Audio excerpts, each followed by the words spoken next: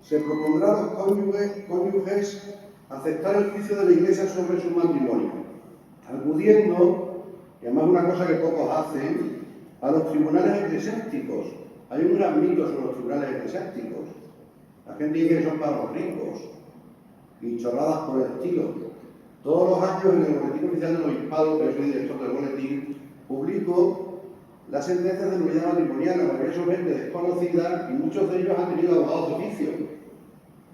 Es decir, la Iglesia no va a permitir una situación de nulidad se prolongue porque una persona no tenga medios económicos. Esto es importante que se propague, porque claro, las nulidades famosas son las de las personas muy conocidas, ¿no? Y sin embargo, pues cualquiera puede ir a los boletines oficiales de los últimos años y ve allí nulidades matrimoniales de todos los casos que han salido. A ver si conocéis a alguien famoso ahí.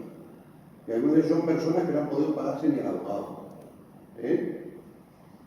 Bien, pues muchos no acuden a los tribunales eclesiásticos y sin embargo la Iglesia aconseja que en todo caso, aun con gran probabilidad de que no exista matrimonio, habrá que intentar la reconciliación de los esposos y lo que se llama convalidación del matrimonio o sanación en raíz, sobre todo cuando hay descendencia por el bien de los hijos.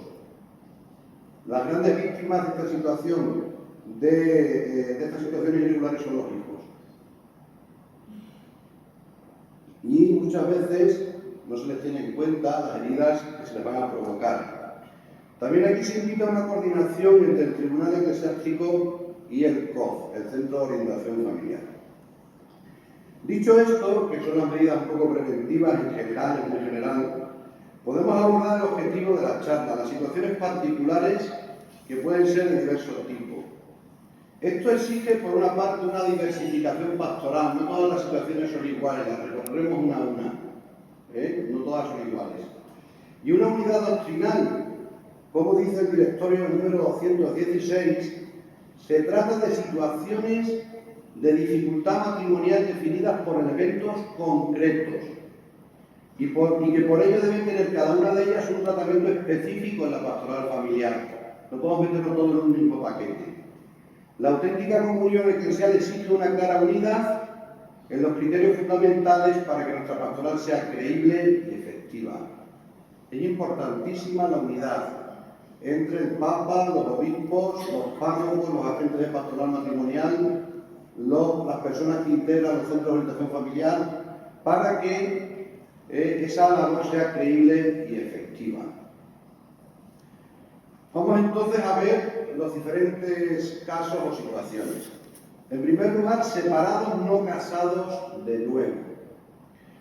Se trata sin duda de una situación difícil, grave y dolorosa, porque el matrimonio exige por sí mismo y en justicia la vida en común. Pero ya hemos visto que en ocasiones existen situaciones como los malos tratos, físicos o psíquicos, o las enfermedades matrimoniales. Hay enfermedades que afectan al matrimonio, colisión, colusión, complementariedad, otras más, ¿no?, que exigen la llamada separación física de cuerpos, que hemos dicho antes.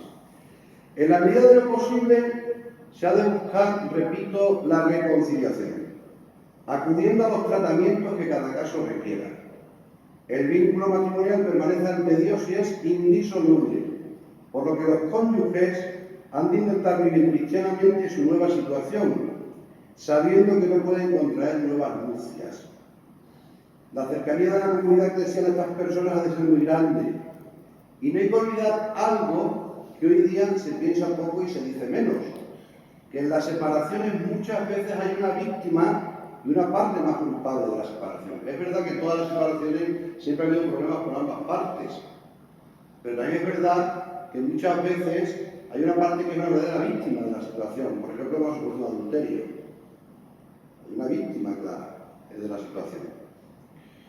Dice el directorio, en este caso, especialmente si se trata del cónyuge que no es el causante de la separación, la comunidad eclesial debe particularmente sostenerlo, procurarle estima, solidaridad, comprensión y ayuda concreta, de manera que le sea posible conservar la fidelidad incluso en la difícil situación en que se encuentra. Hay que tener en cuenta que las personas que tienen vocación matrimonial no tienen vocación celibataria. Y en muchos de estos casos pasan de una vida matrimonial normal a una vida que les va a pedir mantener la castidad no matrimonial sino continente.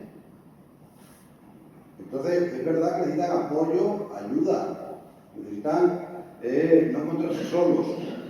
Hay que cuidar en especial de ayudarles a cultivar la exigencia del perdón, propio del amor cristiano y la disponibilidad a reanudar eventualmente la vida conyugal anterior. Y esto, gracias a Dios, se da. El otro día tuve la suerte de hablar con una persona en que se había dado este caso y habían estado temporalmente separados por una causa grave. Y esta persona había perdonado y la cosa parece que va bien. Esperemos que siga mejor, ¿verdad? Claro que se dan estos casos, el perdón existe. Hay que aclarar que nada impide a estos cónyuges, escuchar bien, nada impide a estos cónyuges, incluso al culpable, si muestra arrepentimiento y no quiere romper el vínculo y vivir en fidelidad a pesar de la separación, participar plenamente en la vida de la Iglesia y en la admisión a los sacramentos. Aún más, la Eucaristía les dará la gracia de la fortaleza para mantener la fidelidad en la distancia. Evidentemente, si a las personas que están pasando un problema así los separas de las fuentes de la fe, peor le dirán. Más necesitan a Jesucristo, ¿no? El segundo caso es el de divorciados civilmente y no casados de nuevo. Aquí sí que hay mucha confusión. Hay personas que aconsejan mal a otras. ¿Qué dicen los obispos? Si el divorcio civil representa la única manera posible de asegurar ciertos derechos legítimos, hay que pensar siempre que en estos casos se lesionan derechos de terceros, o el cuidado de los hijos o la defensa del matrimonio, puede ser tolerado sin constituir falta moral. Con todo, tan solo se va a acceder a él voluntariamente por motivos muy graves, don por un quítame de esas pajas, ¿no?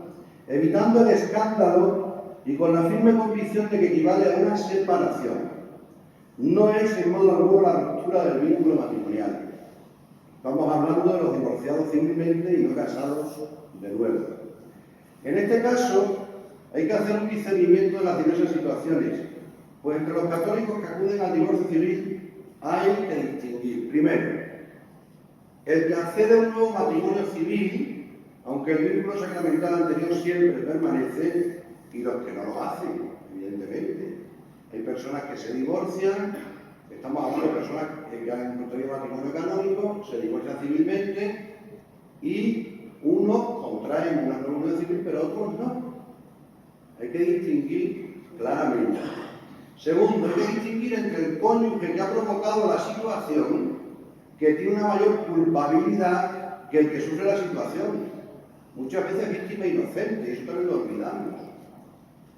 Vamos a hacer un mutuo acuerdo, estupendo, que haya un mutuo acuerdo, ya una vez hecha la cosa, pero ahí quedan muchas heridas, ahí quedan muchos problemas, muchas dificultades que superar.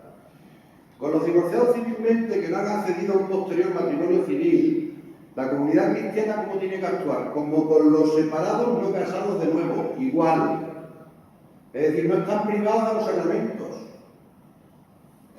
Una persona me dijo a mí, personalmente, yo es que no puedo comulgar, ¿y qué situación tienes? Me dice, yo estoy divorciada y de matrimonio me casé por la iglesia y me divorcié. Y digo, pero ¿te has vuelto a casar? Digo, no, ¿y a quién te ha dicho que no puedes recibir los sacramentos? Pues por ahí algún aspirante a catequista o algo así se lo dijo. Porque se equivocó de plano y esa persona estaba sufriendo porque no podía vivir en plenitud la vida sacramental. Y también hay que apoyarlos porque dan un testimonio de fidelidad y coherencia cristiana ante la Iglesia y ante el mundo. Ellos se consideran casados y han tenido que acudir al divorcio por esas circunstancias graves que hemos comentado. ¿Y cómo actuar con el causante del divorcio?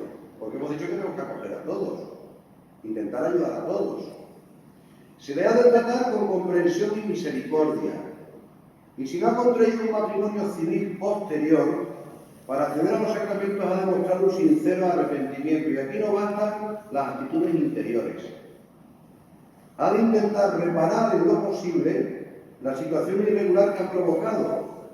teniendo conciencia de que su matrimonio canónico sigue siendo válido y que la situación de separación en que se halla solo puede continuar cuando hay motivos graves. A lo mejor es imposible la convivencia, bueno, pero hay otros modos de reparación. Se ha de procurar la reconciliación del matrimonio en estos casos, sobre todo, vuelvo a repetir, por el bien de los hijos y el prole, porque los hijos sufren muchísimo. El tercer caso son los divorciados civilmente y casados de nuevo. ¿Cómo tratamos este caso? Es una grave situación irregular, aunque los pastores y toda la comunidad cristiana, pero aquí sobre todo los pastores, deben buscar el acercamiento progresivo de estos fieles, no alejarlos de la Iglesia, no estigmatizarlos.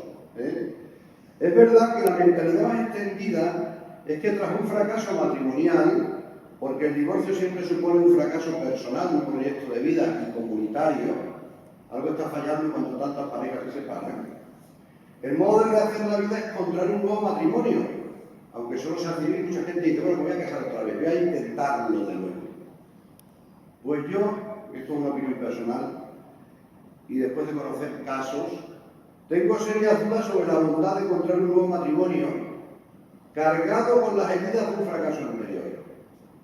Pienso que al menos esas heridas deberían ser curadas, pues no es raro el caso de personas que se divorcian varias veces en su vida. No hablo de casos escandalosos, por ejemplo, Dick Taylor, que creo que se casó 8 veces o algo así, ¿no? Pero sí personas que 2, 3, 4 veces. Que están, aquí en casos de personas que han divorciado varias veces, no estamos hablando de otro mundo. Muchas veces ese divorcio es consecuencia de heridas que no han sido sanadas y que se llevan al nuevo matrimonio y se llevan al otro, de concepciones falsas del amor, pensando que otra persona te puede dar la felicidad. Hay una serie de cosas que son como mitos que están introducidos en la sociedad y que llevan a un fracaso tras otro. Son personas que acaban, algunas de ellas, José María ahora me puede decir que es verdad, con ciertas neurosis, ¿verdad? Neurosis serias, depresiones, etc. Además, algunas personas en este caso pretenden o piden el acceso a los sacramentos en su nueva situación irregular. En primer lugar, la comunidad cristiana, en virtud de la caridad pastoral, que es lo que lleva a la Iglesia, el amor a los hermanos, no puede abandonar a estos fieles, pues un alejamiento total les perjudicaría mucho más en su situación existencial. Dice el director, y actuando de este modo, la Iglesia profesa la propia fidelidad a Cristo y a su verdad. Al mismo tiempo se comporta con espíritu materno hacia estos hijos suyos, especialmente hacia aquellos que sin culpa de su parte han sido abandonados por su cónyuge legítimo. Aquí también aparece esta situación. En este caso también hay que hacer un discernimiento diferenciado entre diferentes situaciones. Primero, los que se han esforzado por salvar el primer matrimonio y han sido abandonados injustamente, pues son distintos de los que por culpa de él han destruido un matrimonio canónico válido. Hoy día mucho eso, ¿no? Tengo que ser fiel a mis sentimientos. Pero si cada vez que tienes que ser fiel a tus sentimientos tienes que romper un matrimonio, te vas a casar con tus veces. Si el amor fuera un sentimiento, el amor es un acto de la voluntad por el cual, con el apoyo de la gracia de Dios, decimos dar la vida entera a una persona. No es un sentimiento, el sentimiento entra dentro del amor, pero no es todo el amor. Segundo, los que han contraído un nuevo matrimonio en vista de la educación de los hijos, para que tengan una referencia paterna y materna. Sobre todo esto ocurre con personas y con mujeres que además normalmente se quedan con los hijos, las mujeres, y que quieren que el hijo o la hija crezca con otra referencia, no solo de madre, sino de padre. Y tercero, los que tienen conciencia de que el matrimonio precedente no había sido válido. Subjetivamente tienen esta conciencia, caso en el que es conveniente acudir al juicio objetivo de la Iglesia. Lo dice el Papa Juan Pablo II de Familiaris Consorcio 84, y también lo dice el prefecto de la Sagrada Congregación de la Doctrina de la Fe en un documento muy interesante que se llama Testimonio a favor de la fuerza de la gracia sobre la indisolubilidad del matrimonio y el debate acerca de los divorciados puestos a casar y los sacramentos. Pues dice que estas personas no pueden quedarse en un criterio subjetivo, sino que hay que buscar razones objetivas y someterse al juicio de la Iglesia. Dice, yo creo que el matrimonio, esto es lo contrario, dice, yo creo que el matrimonio es nulo, dice, sométete al juicio de la Iglesia. Y ahí ya se paran. Bueno, si lo tienes tan claro, y si hay prueba, se va a declarar una nulidad. No, para declarar una nulidad significa que un matrimonio no ha existido, no es un divorcio, no es una separación. Significa que no ha existido, que no ha habido consentimiento. Aunque haya hijos, porque puede haber vicios de consentimiento, puede haber una serie de problemas, lo que hace falta es probar que ha existido eso. Y en habrá que analizar cada situación y tener en cuenta la fe personal y el deseo de participar en la vida de la Iglesia.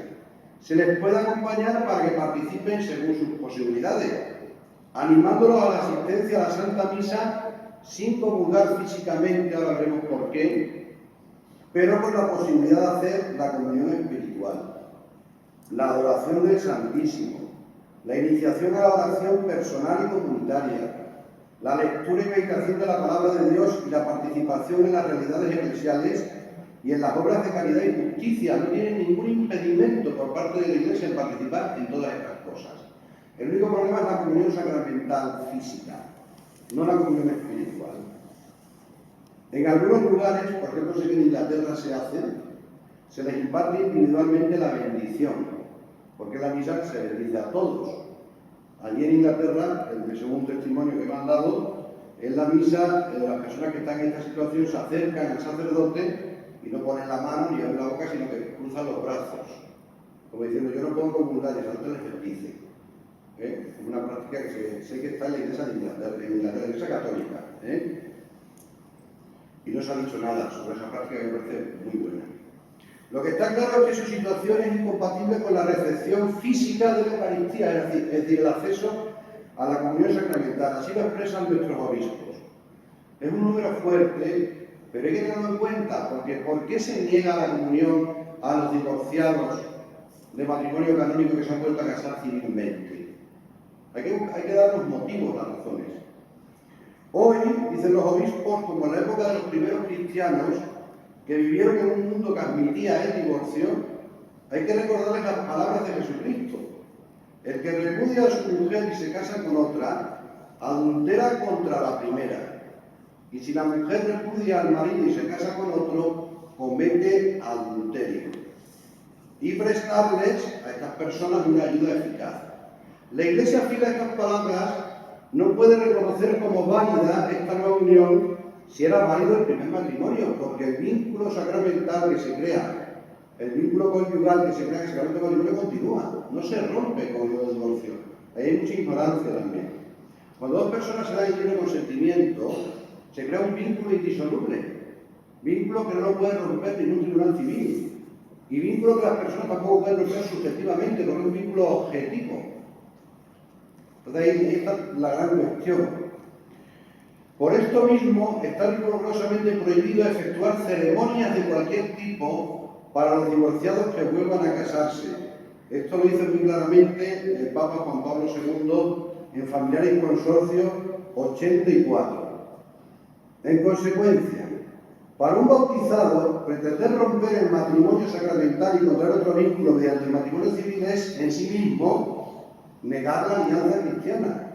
El amor esponsal de Cristo que se concreta en el estado de vida matrimonial. Cada matrimonio es signo del amor de Cristo a su Iglesia. Es el sacramento de la unidad de los esposos.